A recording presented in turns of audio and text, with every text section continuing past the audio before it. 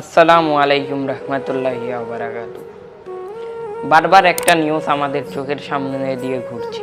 মিডিয়ার সাহায্যে একজন মহিলা 8টা কুকুরকে হত্যা করার কারণে তাকে পুলিশ অ্যারেস্ট করেছে।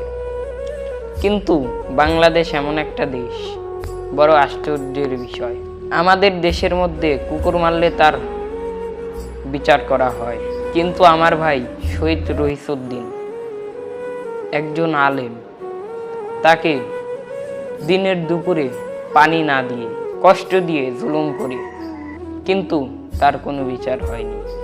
আল্লামা নুরুল ইসলাম ফারুকী হুজুরকেও হত্যা করা হয়েছে, তার কোনো বিচার নাই।